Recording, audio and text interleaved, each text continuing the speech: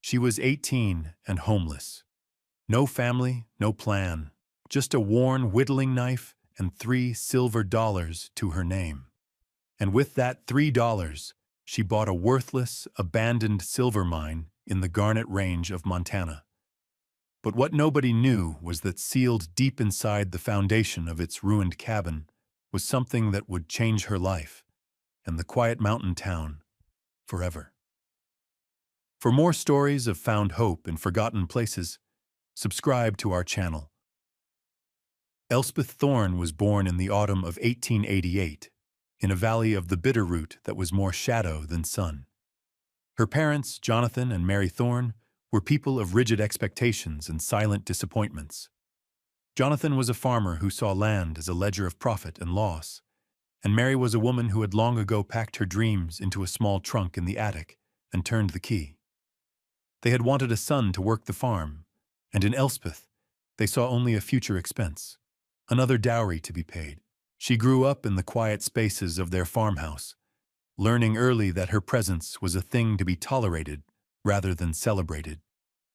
Her world was one of chores done without comment and meals eaten without conversation. But on the far edge of the property, in a small cabin he had built himself with lodgepole pine and river stone, lived her grandfather, Angus Thorne. Angus was a widower, a carpenter by trade and a naturalist by soul, and he was the only person who ever saw the girl for who she was. He was a man of few words, but his hands were a language she understood perfectly. From the time she was 6, he would let her sit on a stool in his workshop, the air thick with the scent of sawdust and linseed oil. He never spoke down to her. He taught her the names of the tools not as if she were a child, but as if she were an apprentice. This was a ripsaw, for cutting with the grain. This, a crosscut. This was a smoothing plane, and you had to set the blade just so, a hair's breadth, to get a shaving so thin you could read a newspaper through it. He showed her how to hold a hammer, not by choking up on the handle but by holding the end, letting the weight of the head do the work. He taught her the character of wood, the stubbornness of oak, the generosity of pine, the fine, tight grain of maple. He spoke of the world in terms of its construction, of how things fit together, of the honesty in a well-made joint. He taught her that work was not a punishment, but a kind of conversation with the world. When she was 10, he gave her a knife. It was small, a whittling knife with a blade of good Sheffield steel and a handle he had fashioned from a piece of staghorn, polished smooth by years of his own touch. He placed it in her palm and closed her fingers around it.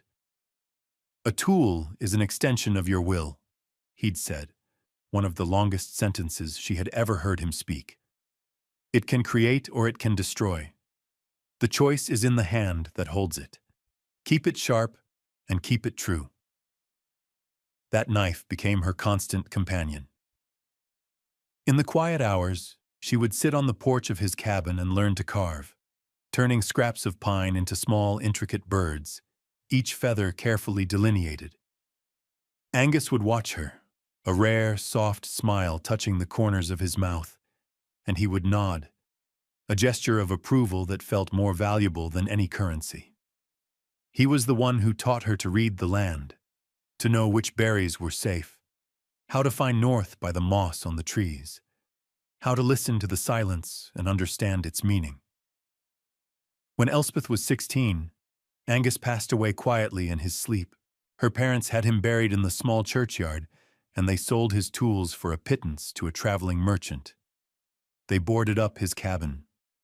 For Elspeth, it was as if the only light in her world had been extinguished. The farm became a prison of silence, the disapproval of her parents, a palpable weight in the air. She kept the knife hidden in her pocket, its smooth handle a connection to the only person who had ever truly loved her, the only one who had given her skills instead of demands. She was a capable young woman, with hands that knew how to work and a mind that knew how to observe. But in her own home, she was invisible, a ghost waiting for her life to begin. Her 18th birthday arrived with the first chill of September, the air crisp and clean with the promise of frost. There was no cake, no celebration. It was a day like any other, marked only by the quiet turning of the calendar page. 2 days later, she woke to find a valise, a small, worn leather case, sitting by her bedroom door.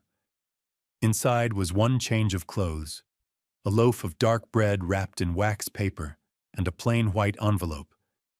Her name, Elspeth, was written on the front in her father's severe, angular script. She opened it. There was no letter, no word of farewell. There were only 3 silver dollars, heavy and cold in her palm. She walked downstairs. The house was unnaturally quiet. Her parents were standing by the front door, dressed in traveling clothes. A wagon was already loaded in the yard, piled high with trunks and furniture. Her father did not look at her. He stared out the window, his jaw set.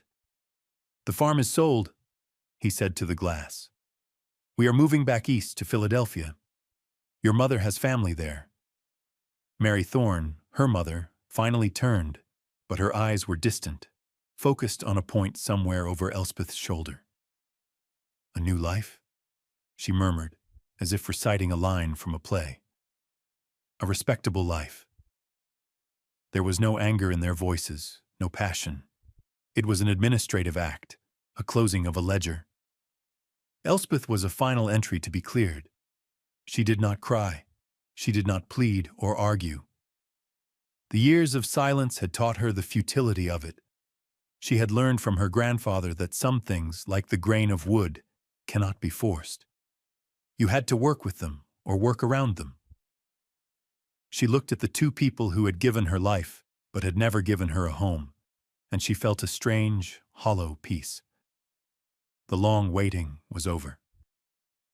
She simply nodded, a small, sharp movement of her head. She turned and walked back up the stairs to her room. She did not take the valise they had packed for her. Instead, she took her own small canvas satchel, the one she used for gathering herbs for her grandfather. Into it, she placed her spare dress, a small whetstone for her knife, and a tinderbox. She put the loaf of bread inside and slipped the 3 silver dollars into the deep pocket of her skirt, where they settled against the familiar shape of the staghorn-handled knife. She walked back down the stairs and out the front door, not looking back.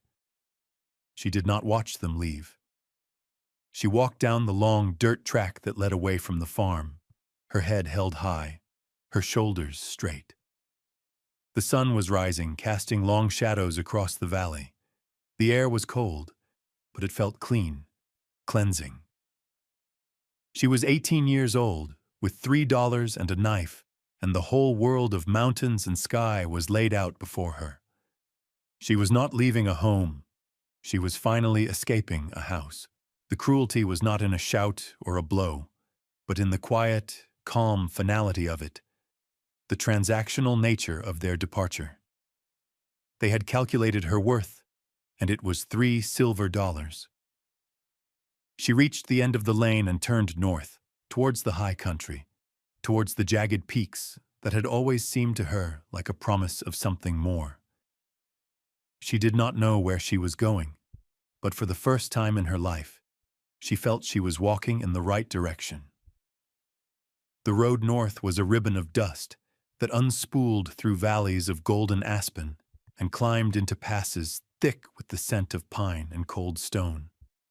Elspeth walked with a steady, unhurried pace, a rhythm she had learned from long walks with her grandfather. She measured her days by the sun and her progress by the changing landscape. The gentle farmlands of the Bitterroot gave way to the rougher, more demanding terrain of the mountains. She moved through the world with a quiet watchfulness, her senses alive to the details her parents had never noticed. She saw the way the wind combed the tall grasses on the hillsides, the intricate lace of frost on a fallen leaf, the purposeful flight of a hawk circling on an updraft. The physical world was her catechism, its lessons plain and true. She ate the bread sparingly, supplementing it with late-season berries she knew were safe and the small, sweet roots of wild carrots she dug with the tip of her knife. She drank from clear, fast-running creeks, the water so cold it made her teeth ache. At night, she sought shelter in the lee of rock outcroppings or in the dry, fragrant haylofts of abandoned barns. She was alone, but she was not lonely. The silence of the wilderness was a comforting presence, a vast and patient companion, so different from the hostile silence of her parents' house. She felt the weight of their judgment lifting from her with every mile she put between herself and that valley. After 10 days of walking, she crested a high pass and looked down into a new valley. A small town was nestled beside a creek, a scattering of weathered wooden buildings huddled together, as if for warmth against the immense backdrop of the mountains. Smoke curled from a few chimneys, thin gray plumes against the sharp blue of the sky. This was Garnet Creek. It was a town that had seen better days. The paint on the storefronts was peeling, and many of the windows were boarded up. It had been a silver town, but the silver had played out, and most of the people had followed the money, leaving behind a skeleton crew of the stubborn and the hopeful. She walked down the main street, her footsteps echoing in the quiet. An old man sitting on a bench in front of a general store watched her pass, his eyes curious but not unkind. A woman shook a rug from an upstairs window, sending a cloud of dust into the autumn air. The town felt weary but not dead. It had the feeling of a place that was holding its breath, waiting. Elspeth felt no fear, only a deep and abiding curiosity. Her grandfather had taught her to look at a piece of wood and see the grain, to understand its strengths and weaknesses before making the first cut. She looked at this town in the same way. She saw the decay, but she also saw the strong bones of the buildings, the good stone foundations, the way the town was sited to catch the morning sun. She saw a place that had been built to last, even if the reason for its building was gone. She was tired, her boots worn, her dress dusty, but her spirit was intact. The journey had stripped away the last vestiges of the girl she had been and left behind the woman she was becoming, self-reliant, observant, and possessed of a quiet, unshakable endurance.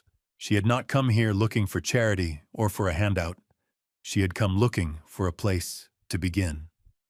Elspeth walked into the Garnet Creek General Store, the only establishment on the main street that seemed truly alive. The air inside was a rich tapestry of scents: coffee, cured leather, kerosene, and cinnamon. A man with a graying beard and wire-rimmed spectacles looked up from behind the counter. "Help you?" he asked, his voice a low rumble.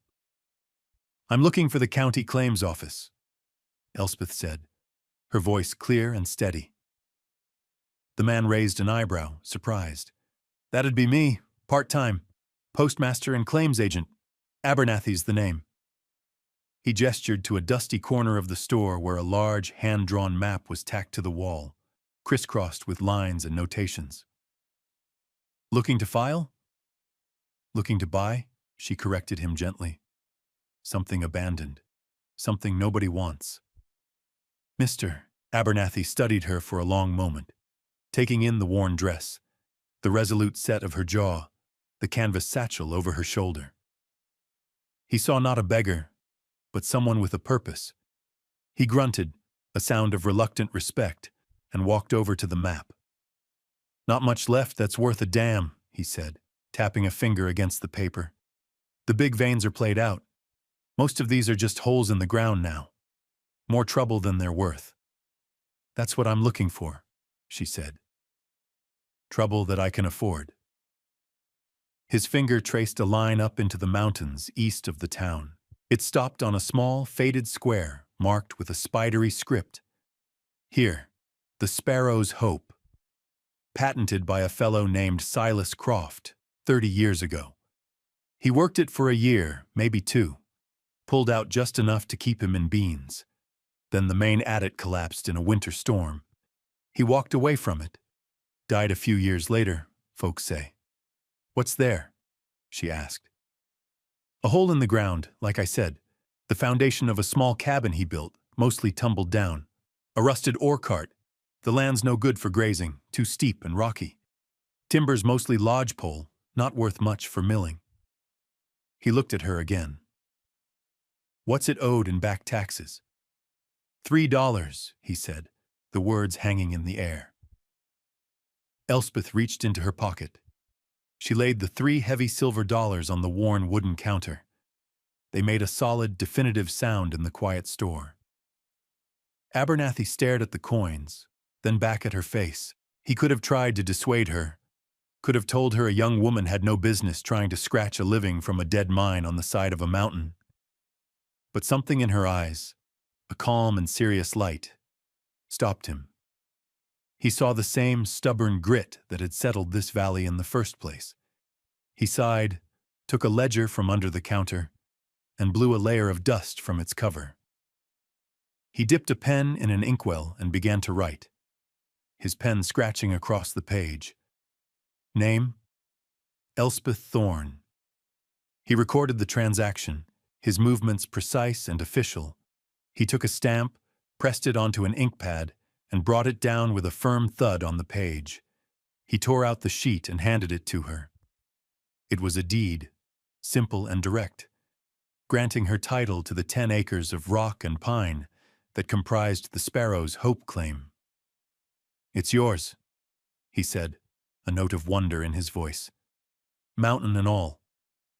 She folded the paper carefully and put it in her satchel. She bought a small sack of flour, a block of salt, and a handful of nails with the change from her bread money, her grandfather having taught her to always keep a small reserve.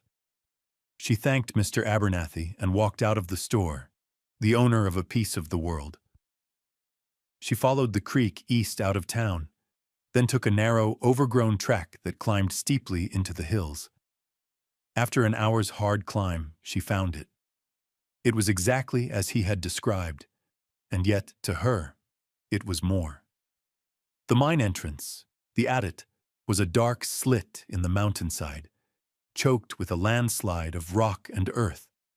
A few weathered timbers, cracked and gray, were all that remained of the entrance framing. Nearby were the ruins of the cabin, a low rectangle of dry stacked granite stones that formed a foundation about 12 feet by 16. The log walls were long gone, either burned for firewood or rotted back into the earth. A single tall stone chimney stood at one end, a lonely sentinel against the sky. An ore cart lay on its side, its wheels seized with rust. But Elspeth saw it with her grandfather's eyes. The foundation stones were solid, well chosen.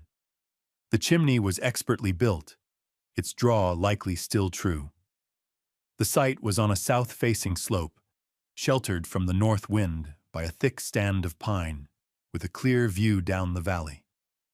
A small, year-round spring trickled from a rock face 100 yards away. Silas Croft had known what he was doing. He had chosen his spot well. This was not a ruin. It was a beginning. Elspeth's first priority was not the mine, but shelter. Winter in the Garnet Range was a serious and unforgiving affair, and it was already late in the season. The collapsed adit held no interest for her. She was a builder, not a miner. The stone foundation of the old cabin, however, was a gift. It was a solid, level base on which to build. Her plan was simple, to construct a small, tight cabin before the first heavy snows fell.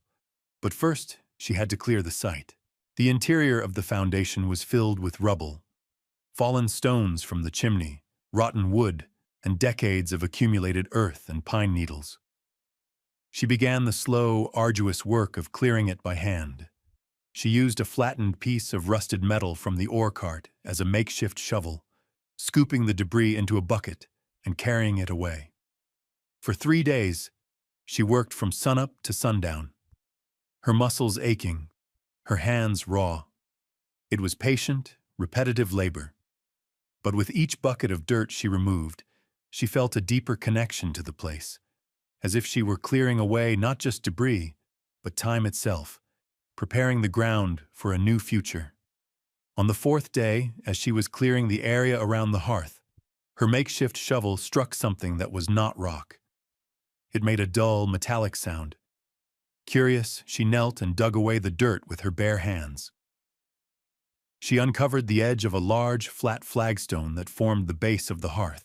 It was a different type of stone from the others, a piece of dark, smooth slate, while the rest were rough granite. She remembered her grandfather telling her to always look for the thing that is different, the break in the pattern. She examined the edges. The mortar was different, too, a lighter color, and it seemed less weathered. It had been set in place more recently than the rest of the foundation. A thrill, not of fear but of pure, focused curiosity, ran through her. She spent the rest of the afternoon searching the area for a tool. She found what she was looking for near the collapsed mine. A long iron pry bar, once used for breaking rock, heavy and rusted, but still strong. She carried it back to the foundation. Working the tip of the pry bar into the thin seam around the slate, she put her full weight into it. The old mortar groaned and cracked. Slowly, painstakingly, she worked her way around the stone. Finally, with a great sucking sound of released pressure, the slate shifted. She levered it up and pushed it aside. Beneath it was not earth, but a small, dark cavity, a void in the foundation. It was lined with sheets of tin, carefully folded and sealed with pitch to keep out the moisture. A small, man-made chamber, hidden from the world. Her heart beat a steady, heavy rhythm in her chest. Reaching into the darkness, her fingers brushed against rough canvas. She pulled it out. It was a canvas sack, surprisingly heavy, and it clinked with the unmistakable sound of coins. Beside it was a small, leather-bound book, its cover stiff with age, and underneath that, a single object, cool and smooth to the touch. She lifted it into the light. It was a piece of rose quartz, worn and polished into the shape of a simple heart, its pinkish hue glowing in the late afternoon sun. She sat back on her heels, the three objects laid out before her on the grass. She opened the canvas sack first. It was filled with coins, stacked in neat rolls. Most were Morgan silver dollars, but there were also a number of $20 gold eagles, their surfaces bright and clean as the day they were minted. It was a fortune, more money than she had ever imagined. Then she picked up the book. It was a journal. She opened it to the last entry, written in a clear, steady hand. The ink was faded, but perfectly legible. October 12th, 1858. The north wall has come down. The main timbers shattered like matchsticks. I am trapped. The air is good for now, but I know the way out is blocked by 1,000 tons of rock. I am not a fool. I will not see the sun again. My only regret is that I will not see my Eleanor's face again. I struck a small but rich vein of gold this last week. A pocket load. It is God's strange and bitter joke that I should find my fortune on the day I lose my life. I have sealed it, all of it, in the foundation of our cabin. I also leave this stone, the quartz heart I was polishing for her. It is the color of the mountains at sunrise, which she so loved. The writing paused, then resumed, a little less steady. To whoever finds this, my name is Silas Croft. I built this place with my own hands, for a life that was not to be. Do not let this money be a curse. Do not let it sit in the dark.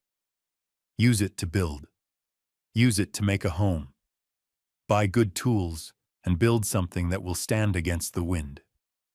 Do not let the mountain have the last word. Live a life for me and for my Eleanor. Elspeth read the words again, her throat tight. She looked at the coins, the journal, the stone heart. This was not a treasure. It was a legacy, a trust. A hope passed from a stranger in the dark to a stranger in the light. She closed the journal and held the quartz heart in her palm. It was still warm from the last rays of the sun. She looked around at the ruined foundation, at the silent, waiting mountains. She was not just building a shelter anymore. She was answering a promise. With the first light of morning, Elspeth walked back down to Garnet Creek. She did not carry herself like a woman who had stumbled into a fortune, but with the quiet purpose of one who had been given a solemn task. She walked into Abernathy's general store, the small bell over the door announcing her arrival. Mr. Abernathy looked up, a question in his eyes. She did not speak of the money. She spoke of work. "I need supplies," she said, and laid a single $20 gold eagle on the counter. The coin shone like a small sun in the dim light of the store. Abernathy's eyes widened, but he asked no questions. He recognized the look on her face. It was the look of a homesteader, not a prospector. For the next hour, Elspeth moved through the store, selecting what she needed with the discerning eye her grandfather had taught her. She bought a good felling axe with a hickory handle, a bucksaw with a sharp new blade, a set of wood chisels, a brace and bit, a draw knife, and a broadaxe for hewing logs. She bought kegs of nails, both cut and wire, sacks of flour, beans, and salted pork, coffee, sugar, and a cast-iron stove with a long stovepipe. She bought window glass and lamp oil, wool blankets, and a heavy tin kettle. It was a list born of knowledge, not of whim. As Mr. Abernathy tallied the cost, an old man who had been sitting by the stove got to his feet and came over. He was tall and stooped, with hands like gnarled oak roots. "That's a lot of gear for one person," he said, his voice a gravelly rasp. "You planning on building?" "I am," Elspeth replied. "You'll need help raising the ridgepole," the man stated. "My name is Jedediah Stone. Used to be the smithy here, before the silver ran out. I've got a forge that still works." Elspeth looked at his hands, at the ingrained soot and the powerful set of his forearms. "I found an old pry bar," she said. "The tip is blunted." "Bring it to me," Jedediah said. "I'll give it a new temper." That afternoon, as Abernathy's boy delivered her supplies by mule back to the claim, Elspeth began her work in earnest. She selected her trees with care. Straight, tall, lodgepole pines, felling them with the clean, swinging rhythm of her new axe. She notched them and dragged them to the site, stripping the bark with the draw knife, the pale, fragrant wood gleaming in the sun. She spent a week felling and preparing the logs. During that time, Jedediah Stone appeared at her claim, true to his word. He had not only retempered her pry bar, but had also forged a set of strap hinges and a latch for her future door from scrap iron. He watched her work for a while, her cuts straight and true. "You know your way around an axe," he said, a high compliment from a man of his generation. He stayed for an hour, showing her how to better use the broadaxe to hew a flat surface on the logs for the interior walls. He did not offer charity. He offered knowledge, a gift of craft from one worker to another. Soon after, another visitor arrived, a stout, kind-faced woman in her 50s, carrying a basket covered with a cloth. "I'm Martha Gable," she said. "My husband runs the bakery. Mr. Abernathy said you were building up here. I thought you might be tired of beans." She uncovered the basket to reveal a fresh loaf of sourdough bread, a crock of butter, and a hot beef stew in a sealed pot. Elspeth, who had indeed been living on beans and salted pork, felt a warmth spread through her that had nothing to do with the sun. She thanked Martha, who simply smiled. "A body needs fuel to do good work," she said, and left as quietly as she had come. The walls began to rise, log by careful log. Elspeth cut the saddle notches with her chisel and saw, fitting each log snugly onto the one below. The cabin took shape, a testament to Silas Croft's well-laid foundation and her own patient labor. When it came time to set the heavy ridgepole, the main beam that would support the roof, she knew she could not do it alone. As if on cue, a young man appeared on the trail, leading a mule. He was perhaps a few years older than her, with clear eyes and a quiet demeanor. "Name's Liam," he said. "Mr. Abernathy sent me. Said you might need a hand with the heavy lifting." Together, he and Jedediah, who had returned for the occasion, helped her rig a simple pulley and hoist the massive log into place. The three of them worked in a comfortable, efficient silence, each knowing their part. The community was not forming through words or declarations, but through the shared, practical language of work. A reforged tool, a hot meal, a strong back. These were the things that built a home and a town. The first snows came in late November, not the heavy burying snows of deep winter, but a light dusting that outlined every branch and rock in white. By then, Elspeth's cabin was complete. It stood small and solid on its stone foundation, the new pine logs already starting to weather to a soft silver gray. Smoke curled from its stone chimney, a thin, steady plume that spoke of warmth and life within. The roof was pitched steeply, sheathed in hand-split cedar shakes she had traded for with Liam, whose father owned a small, abandoned shingle mill. The single window, facing south to catch the winter sun, was glazed and tight. The door, hung on Jedediah's black iron hinges, shut with a satisfying thud against the frame. Inside, the cabin was a single room, but it felt spacious and peaceful. The cast-iron stove in the corner radiated a deep, steady heat, and the air smelled of burning pine and brewing coffee. She had built her own furniture from the leftover lumber. A sturdy table, 2 chairs, a bed frame piled high with wool blankets, and a set of shelves on the wall.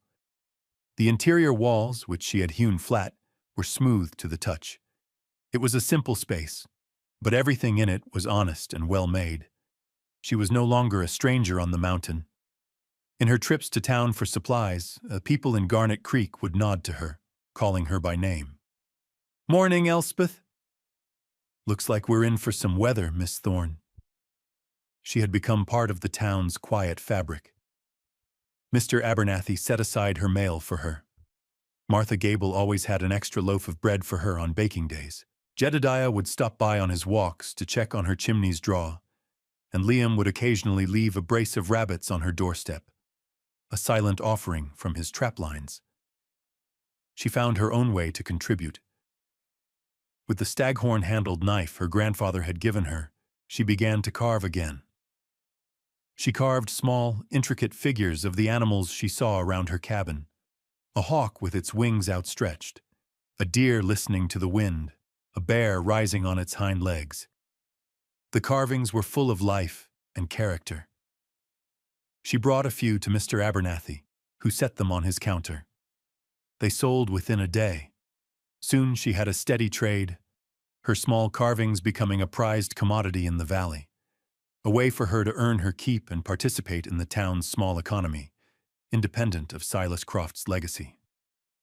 Her days settled into a peaceful rhythm, dictated by the seasons and the simple needs of her life. In the mornings, she would drink coffee by her window, watching the sun rise over the distant peaks, turning the snow-covered world pink and gold. She would spend her days chopping wood, checking her small snares, and working on her carvings. In the evenings, she would sit by the fire, the only light in the cabin coming from the flames and a single kerosene lamp. She would read books she bought from Abernathy, or simply sit with her own thoughts. The deep silence of the mountain, a comforting blanket around her. The property was transformed. What had been a forgotten ruin, a symbol of failure and loss, was now a homestead. The Sparrow's Hope, a name that once seemed ironic, now felt fitting. It was a place of refuge, a small pocket of warmth and life rested from the cold indifference of the mountain. It was not just a shelter, it was a home, built not only of logs and stone, but of resilience, kindness, and the fulfillment of a long dormant promise. One evening in the heart of winter, with a blizzard howling outside and the snow piling in deep drifts against the cabin walls, Elspeth sat by her fire. The little stove glowed red, and the room was filled with a profound and peaceful warmth. The wind rattled the window pane, but inside, All was still and safe. On the simple mantelpiece she had built above the hearth, two objects sat side by side. On the left was the whittling knife her grandfather had given her, its staghorn handle worn to a deep, smooth patina by her own hand and his. On the right was the rose quartz heart left by Silas Croft, its polished surface catching the firelight and glowing with a soft, internal warmth. She looked at the two objects, a tool of creation and a symbol of love, and thought of the men who had given them to her. They were the three pillars of her life: her father, her grandfather, and the stranger who had died in the dark belly of the mountain. Her father, Jonathan, had given her a life she had to escape. His coldness and dismissal had been a kind of crucible, forcing upon her a self-reliance she might never have otherwise known. He had cast her out with $3 silver, intending it as a final insult, a severing. But in his cruelty, he had inadvertently given her the key to her own freedom. Her grandfather, Angus, had given her the skills to use that freedom. He had not given her money or praise, but something far more valuable: knowledge. He had taught her the language of wood and stone, the grammar of a well-struck nail and a true-cut line. He had armed her not with weapons, but with competence. In his quiet workshop, he had built the foundations of the woman she would become, a woman who could look at a ruin and see a home, a woman who could stand alone against the wind because she knew how to build a wall to break it. And then there was Silas Croft, a man she had never met, yet knew so intimately through his last words and the legacy he had left behind. He was a ghost and a benefactor, a man whose love for his own Eleanor had reached across 3 decades of silence to give Elspeth a future. His loss had become her beginning. His final desperate hope, scrawled in a journal in the fading light of a dying lamp, had been answered. She had taken his money and his charge seriously. She had bought good tools. She had built something that would stand. She had not let the mountain have the last word. The fire crackled, and she picked up the staghorn knife, its weight familiar and comforting in her palm. Her life was a thing she had built, like the cabin around her. Her father had provided the worthless land. Her grandfather had provided the design, and Silas Croft had provided the materials. She had been the carpenter of her own existence. The wind howled, a lonely sound, but it was the sound of the world outside, not inside. The quiet life she now lived was richer and more real than anything she had ever known in her father's house. She was no longer waiting for her life to begin. She was living it, day by quiet, deliberate day. Elspeth Thorne was 18 and had been homeless. She had $3 to her name, and she spent it on a forgotten piece of mountain. It was the best $3 she ever spent. If her story of resilience and hidden hope moved you, a story of how a life can be built from what others have abandoned, consider subscribing for more tales of forgotten places and the quiet lives that inhabit them. Elspeth's journey reminds us that inheritance is not always a matter of bloodline or legal documents. Sometimes the most powerful legacies are left by strangers, sealed in stone and waiting for the right person to come along. Silas Croft's gift was not simply money. It was a charge, a transmission of hope from one generation to the next.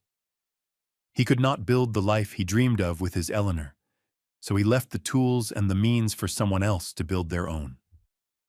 His final act was one of profound faith in a future he would never see, in a person he would never know. This is a quieter kind of history, written not in grand monuments but in the sturdy walls of a small cabin, in the careful placement of a hearthstone, in a tool passed from one hand to another. It speaks to the idea that the world is full of these hidden pockets of grace, remnants of love and labor that persist long after their creators are gone. Elspeth's own strength was her ability to see the value where no one else did. Others saw a collapsed mine and a worthless plot of land. She saw a solid foundation and a place to make a stand.